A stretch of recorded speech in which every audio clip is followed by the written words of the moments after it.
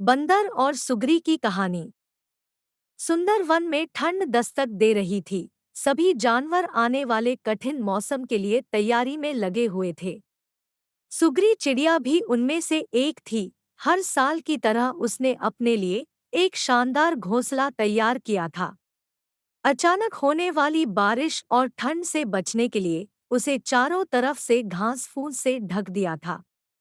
सब कुछ ठीक चल रहा था कि एक दिन अचानक ही बिजली कड़कने लगी और देखते देखते घनघोर वर्षा होने लगी।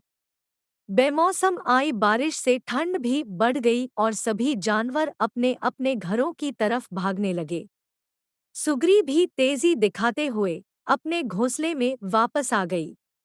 उसे आए अभी कुछ ही वक्त बीता था कि एक बंदर खुद को बचाने के लिए पेड़ के नीचे आ पहुंचा। सुग्री ने बंदर को देखते ही कहा, तुम इतने होशियार बने फिरते हो तो भला ऐसे मौसम से बचने के लिए घर क्यों नहीं बनाया? यह सुनकर बंदर को गुस्सा आया, लेकिन वह चुप ही रहा और पेड़ की आड़ में खुद को बचाने का प्रयास करने लगा।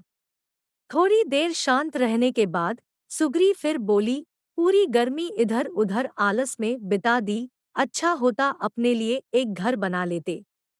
यह सुन बंदर ने गुस्से में कहा, तुम अपने से मतलब रखो, मेरी चिंता छोड़ दो। सुग्री शांत हो गई। बारिश रुकने का नाम नहीं ले रही थी और हवाएं भी तेज चल रही थी। बेचारा बंदर ठंड से कांप रहा था और खुद को ढकने की भरसक कोशिश कर रहा था। सुग्री ने तो मानो उसे छेड़ने की कसम खा रखी थी। वह फिर बोली, काश कि तुमने थोड़ी अकल दिखाई होती तो आज इस हालत में नहीं होते। सुग्री ने अभी अपनी बात खम भी नहीं की थी कि बंदर बौखलाते हुए बोला, एकदम चुप, अपना ये बार बार फुसफुसाना बंद करो।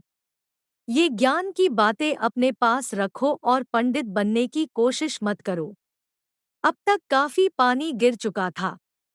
बंदर बिल्कुल भीग गया था और बुरी तरह कांप रहा था। इतने में सुग्री से रहा नहीं गया और वो फिर बोली, कम से कम अब घर बनाना सीख लेना। इतना सुनते ही बंदर तुरंत पेड़ पर चढ़ने लगा। वह चिड़िया से बोला, भले मैं घर बनाना नहीं जानता, लेकिन मुझे तोड़ना अच्छे से आता है। और ये कहते हुए उसने सुग्री का घोंसला तहस नहस कर दिया। सिख, जिसे समझाना असंभव हो उन्हें समझाकर कोई फायदा नहीं होता, बल्कि उल्टा अपना ही नुकसान होता है। उम्मीद है आपको कहानी पसंद आई होगी।